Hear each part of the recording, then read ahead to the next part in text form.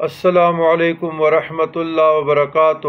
اللہم صلی علی سیدنا محمد وعلی آل سیدنا محمد افضل صلواتک و بعد معلوماتک و بارک وسلم۔ جزا اللہ عنا سیدنا محمد صلی اللہ علیہ وسلم و اہلہ۔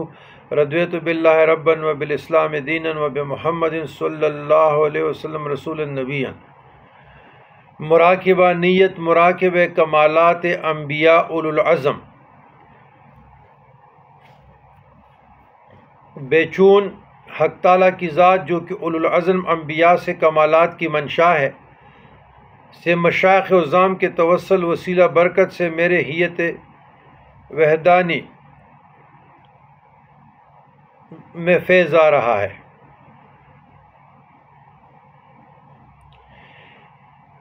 یہ مقام اولو العزم انبیاء سے مخصوص ہے، تجلی ذاتی دائمی کا تیسرا درجہ ہے، اور اولو العزم انبیاء علیہ السلام صرف 5 ہے: سیدنا و مرشدنا و سندنا و شفیعنا جد الحسن والحسین محمد رسول اللہ صلی اللہ علیہ وسلم، اور سیدنا ابراہیم خلیل اللہ علیہ السلام، سیدنا نوح نبی اللہ علیہ السلام، سیدنا موسیٰ کلیم اللہ علیہ السلام، سیدنا عیسیٰ روح اللہ علیہ السلام۔ یہ بھی درجات میں مختلف ہیں۔ سب سے بلند درجہ ہمارے رسول کریم تاجدار کائنات محمد رسول اللہ صلی اللہ علیہ وسلم کا ہے۔ ان کا عزم خواہ اللہ سے معمور یا نہ ہو، مطلقاً اللہ کی رضا سے واقع ہوتا ہے۔ یہ کمالات رسالت کا نقطہ اخیر ہے جو صرف اولو العزم رسول علیہ السلام کو حقیقت میں حاصل ہے، اور ان کے توسل و طبیعت وراثت سے کاملین اولیاء کو بھی حاصل ہو جاتا ہے۔ یہ کمالات بھی دائرہ کی شکل میں رونما ہوتے ہیں۔ دائرہ کمالات نبوت کے اندر کمالات رسالت کا ادارہ، اس کے مرکز میں کمالات اولو العزم کا ادارہ، اس دائرے کے مرکز میں خاتم الرسالت کا دائرہ۔ تو اس کا جو شکل ہے ملاحظہ فرمائیں: دائرہ کا کمالات نبوت، دائرہ کمالات رسالت، دائرہ کمالات اولو العزم، اور دائرہ کمالات ختم الرسالہ۔ یہ سارا کائنات بھی ایک دائرہ ہے، اور یہ سارے دائرے ہیں۔ یہ جناب دائرہ ہے۔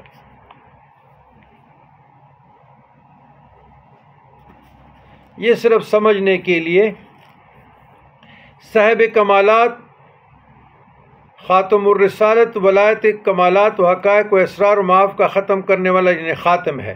خاتم جس پر مہر لگ گیا، خاتم النبیین، ختم۔ تو یہاں پر دائرہ قیومیت، ان کمالات کے حصول کے بعد قیومیت کا دائرہ مشہود ہوتا ہے۔ اگرچہ دائرہ اولو العزم سے مترشح ہے، لیکن اس کے عرف اعلیٰ و بشان ہونے کی وجہ سے علیحدہ بیان کیے جاتے ہیں۔ کمالات اولو العزم دائرہ کے بعد قیومیت و خلافت کا دائرہ مشہود ہوتا ہے۔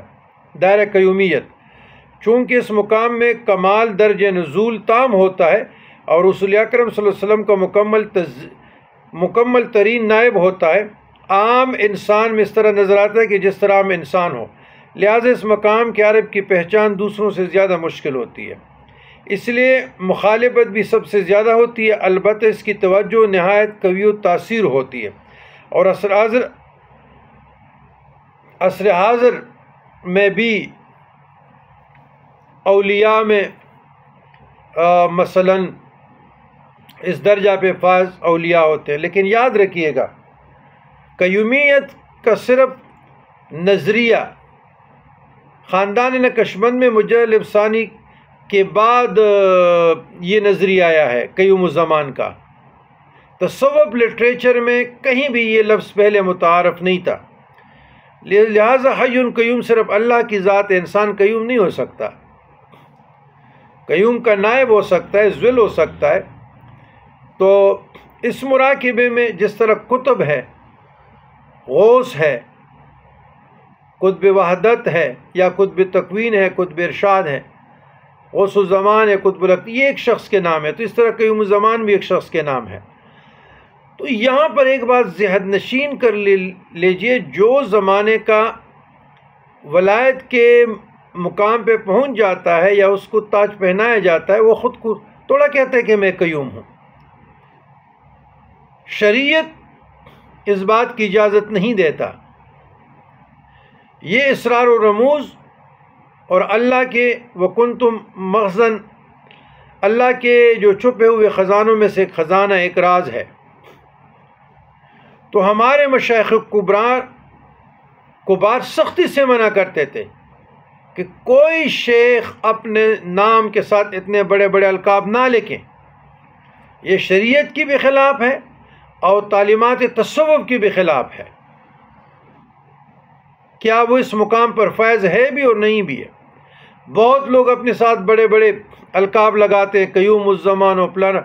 مجھے اچھے طریقے سے یاد ہے، یہ بات میں صرف آپ لوگوں کو سمجھانے کے لیے کہہ رہا ہوں۔ میں بیٹھا تھا،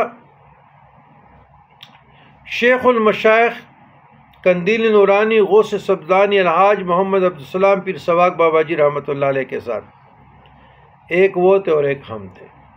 کبھی کبھار وہ چھوٹے سے کمرے میں مسجد کے ساتھ متصل ہوتے تھے، خوش قسمتی زہ نصیب۔ تو میں نے ایک شخصیت کے متعلق بات کی کہ آج کل ان کا شہرت ہے، زور ہے، اور وہ مثلاً دعویٰ رکھتے ہیں کہ اس زمانے کا خاتم وہ ہے، یا غوث ہوا، قطب ہوا، قیوم ہوا۔ تو مجھے پیر سواق بابا جی رحمۃ اللہ علیہ نے فرمایا آنکھ ایسے کر کے، اور مجھے کہا تھوڑی سی مسکراہٹ سے کہ نہ قطب ہو، نہ غوث ہے، نہ ابدال ہے۔ تو آپ اندازہ کیجئے گا کہ پیر سواق صاحب رجال الغیب کے سرگروہ اتقیاء تھے، اتھینٹک شخصیت کے مالک تھے۔ تو اب اگر ان کی مریدین سے یا دوست احباب سے یا جہاں بھی ہم یہ بات کریں وہ توڑا مانیں گے۔ تو اس لیے گلی گوچوں میں بڑے کتب ہیں، بڑے بڑے دعوے ہیں، لہٰذا جتنے دعووں والے ہیں یہ سارے جھوٹے ہیں، جتنے بڑے بڑے القاب والے یہ سارے جھوٹے ہیں، یہ صرف پوسٹروں کے حد تک ہے۔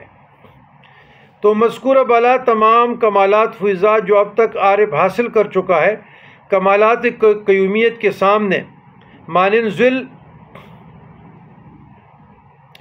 و شبح مثال کے ہیں، اور یہ منصب تمام مقامات مذکورہ سے عرف والا ہے۔ کمالات ثلاثہ کے بعد سلوک کے دو راستے ہیں، ایک بجانب حقائق الہیہ، دوسرا بجانب حقائق انبیاء علیہ الصلوۃ والسلام۔ مرشد جس طرف چاہے طالب کو چلائے، چونکہ سب سے قبل ان حقائق کو بیان فرمانے والے امام ربانی عارف حقانی مجلی افسانی شیخ سرمندی ہے، اور آپ نے حقائق الہیہ کا پہلے ذکر فرمایا۔ اسی